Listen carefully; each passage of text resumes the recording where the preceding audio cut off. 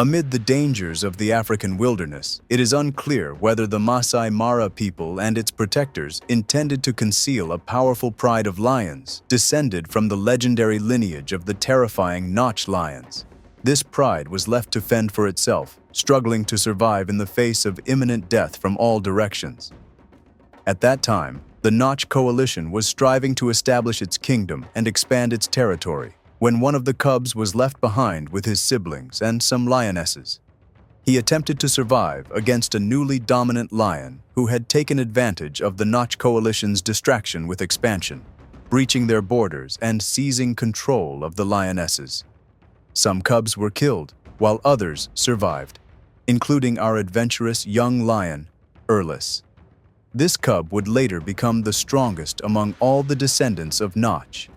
Today, our story reveals his charm and glory, and how the invading dominant lion saved his life, leaving behind his own remarkable mark in Africa's history.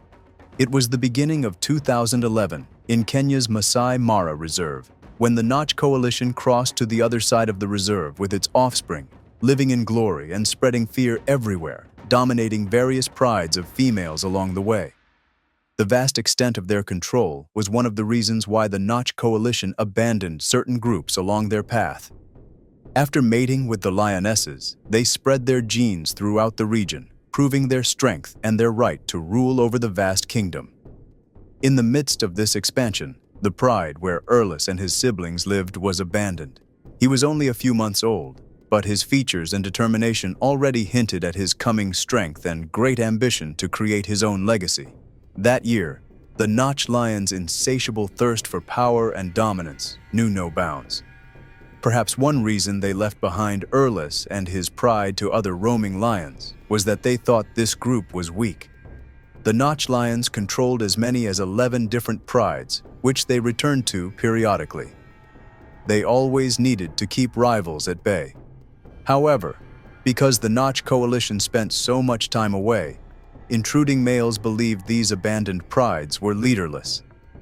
After miraculously surviving, Erles overcame all the obstacles he faced from his youth, preserving the honor of the strong legacy that ran in his blood. Rumors spread that his mother had hidden him for weeks to protect him before reintroducing him to the pride. This distracted the dominant lion. When Erles returned to the pride, the new king had calmed his rage and desire to kill the cubs upon his arrival. Instead, he spared the young cub, who continued to grow. Erles's body grew larger and stronger with time, resembling that of his new father figure, before the lionesses gave birth to new siblings. As the eldest cub, Erles protected the younger ones, being relied upon to defend the pride. But the great dangers of the wild did not spare him. His life was once again at risk in the near future, just when he thought he would grow up safely within his pride. Within a few more months, Erles reached maturity. Since he was not the son of the ruling male, he was at great risk of being challenged or even killed by the dominant king. But the determined young lion had a strong personality. He accompanied the lionesses during hunts and enjoyed showcasing his natural talent for bringing down large prey.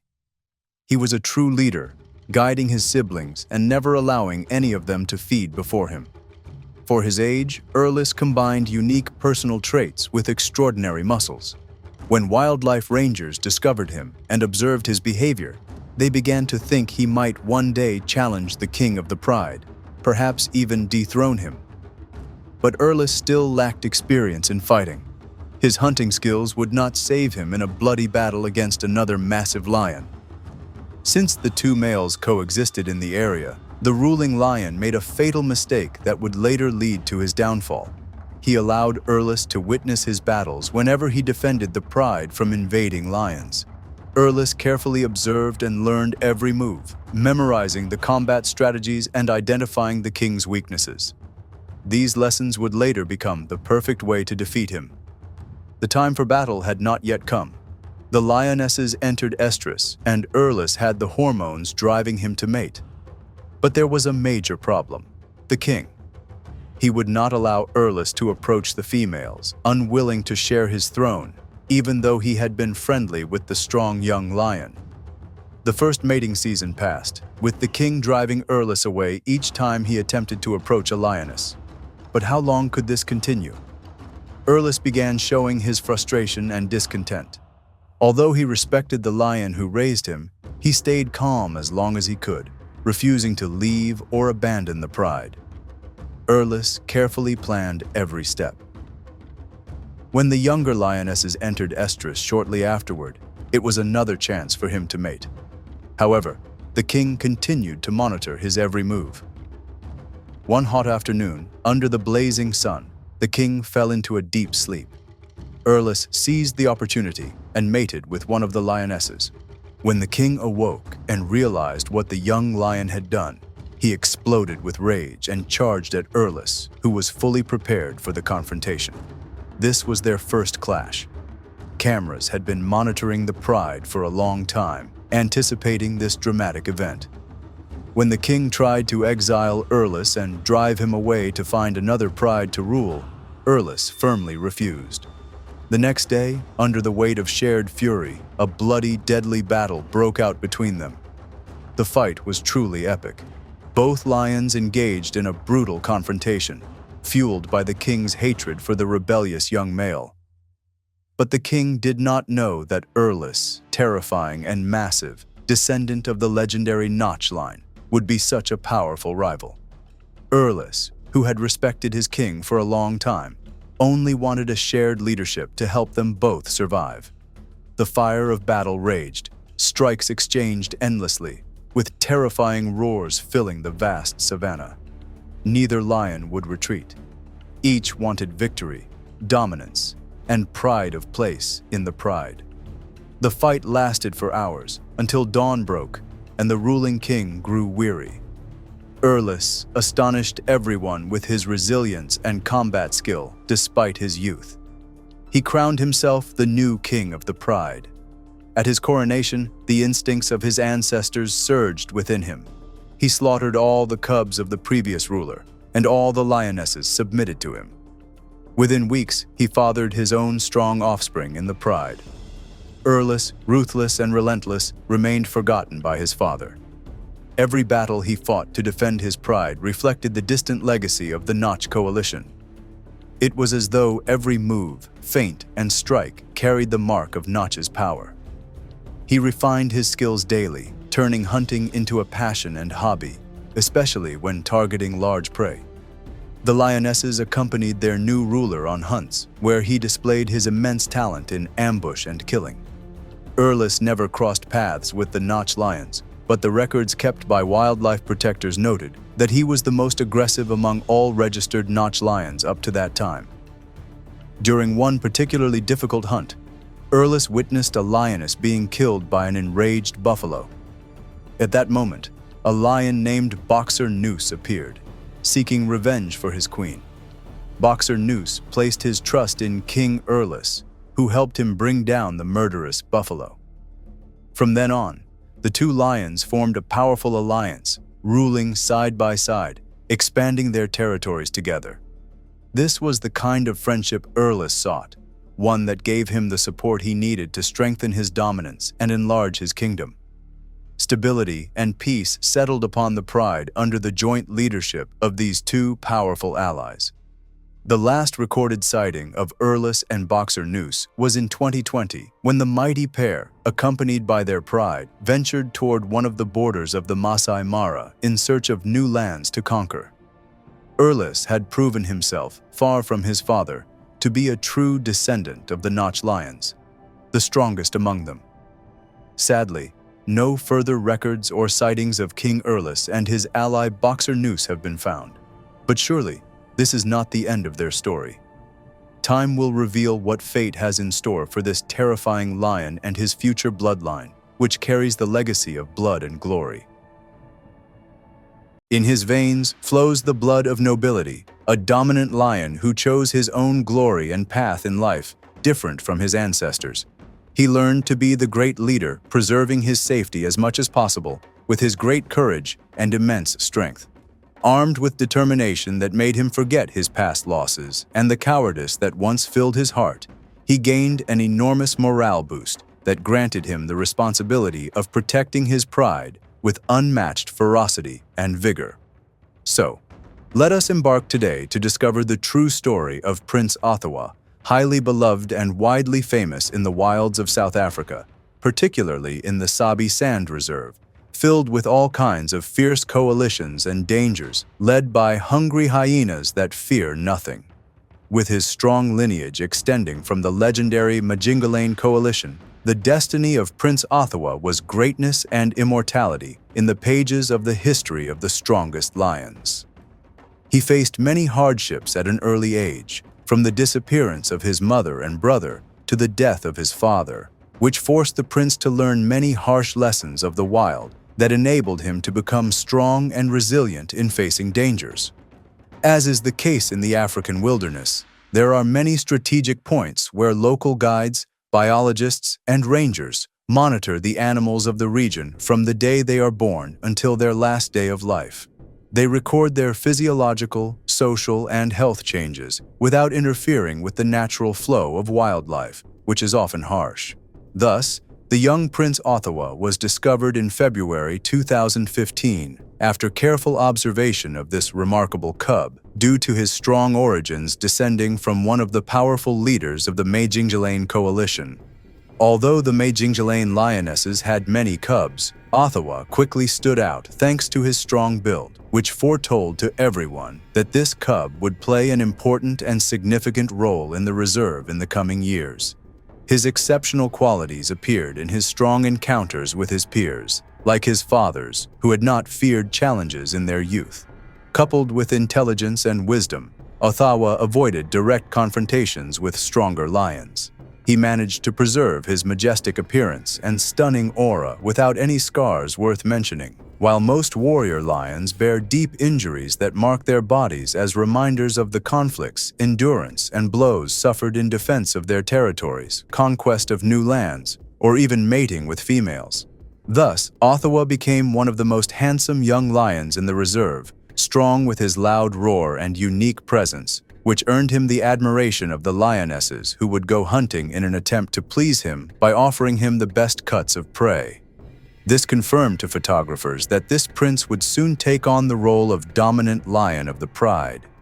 Nevertheless, life for lions in the wild is not easy even for the mightiest kings of the jungle due to the constant dangers, especially in areas abundant with prey and water, where competition for food is inevitable and even the fiercest and largest lions may face death.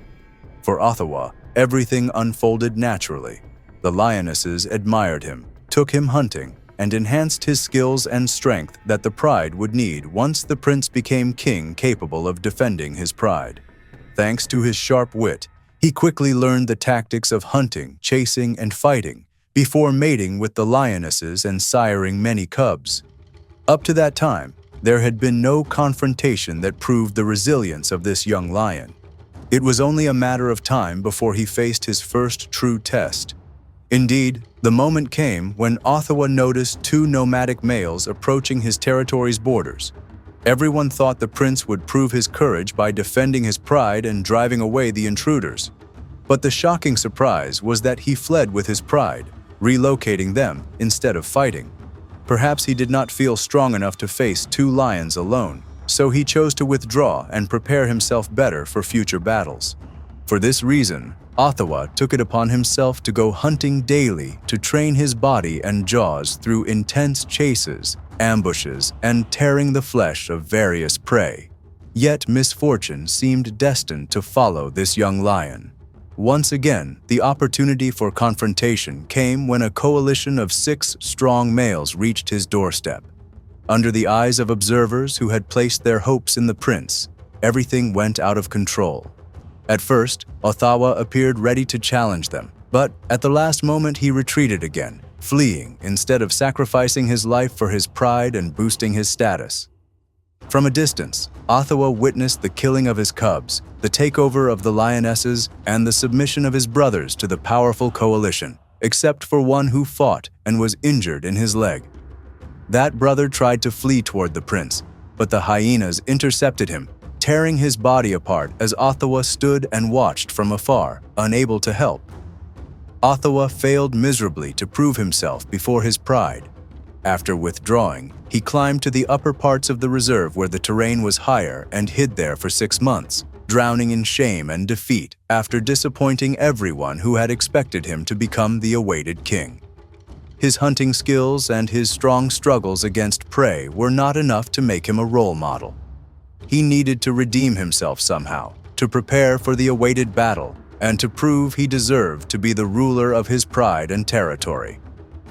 So, after descending again from the highlands, he faced for the first time a strong, dominant lion in a real fight that astonished all who watched.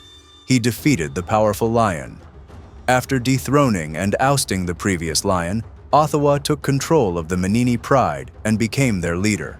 The lionesses, captivated by his beauty and muscular build, submitted to him without resistance and decided to mate with him, even though many of them already had cubs.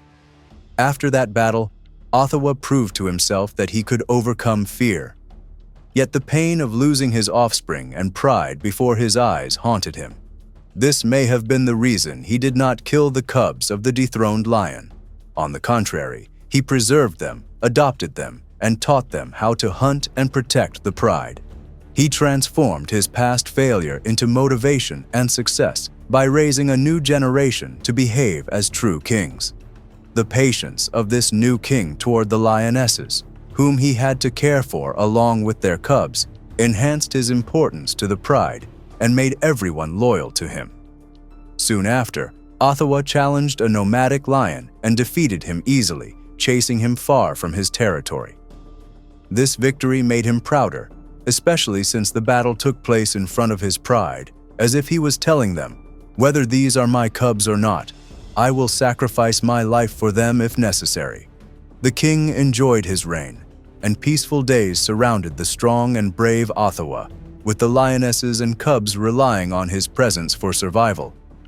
Yet, as expected, circumstances always change, and the fateful day would come when the king would face his greatest challenge. Peace did not last long. In early 2021, 2 Birmingham lions set a well-planned ambush for Oawa. The king was surprised and received bites and heavy blows during the bloody battle with the 2 fierce males. The injuries he suffered from this treacherous attack weakened his ability to fight. He could not resist much longer and was forced to surrender after receiving fatal blows that exhausted him. He was on the verge of death, suffering immense pain, which led the rangers to intervene to relieve his agony and end his life.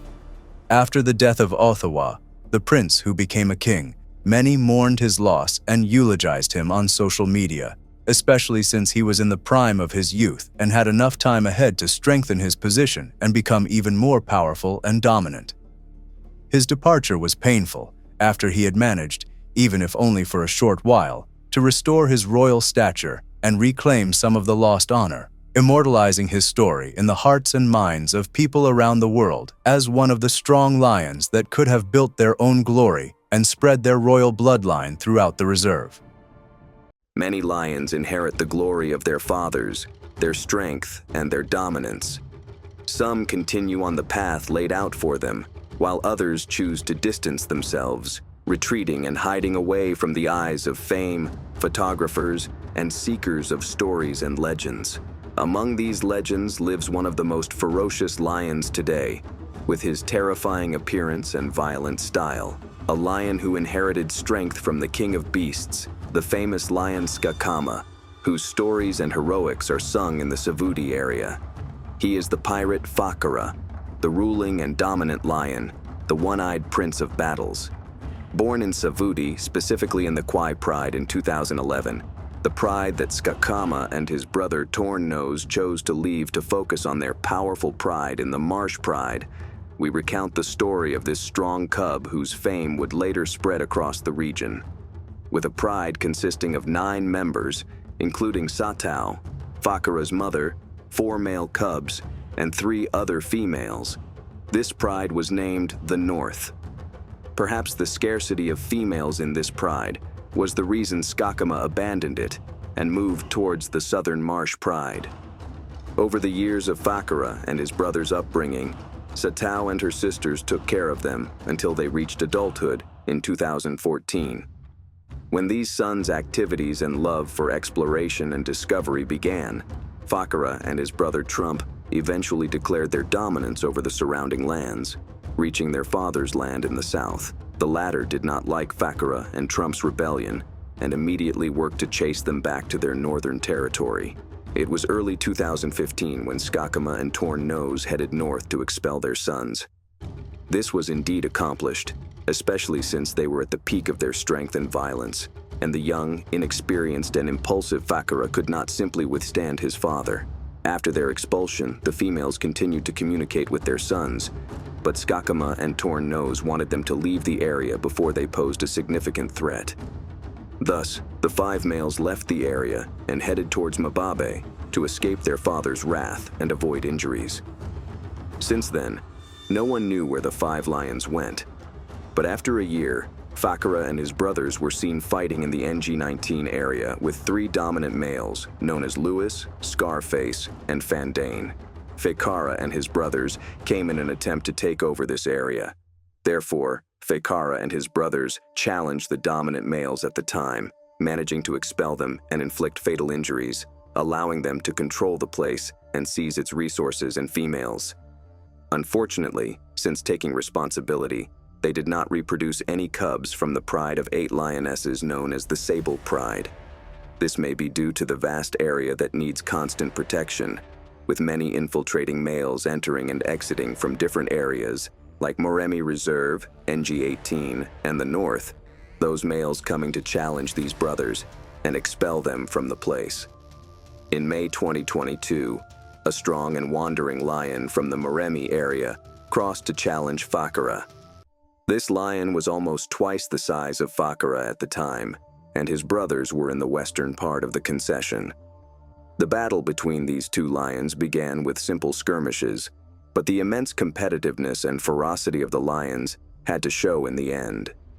Thus, Fakura gradually withdrew without fighting or chasing the intruding lion, acting with great confidence and wisdom. He then returned to his brothers to inform them of the presence of the rebellious and intruding lion in their territory.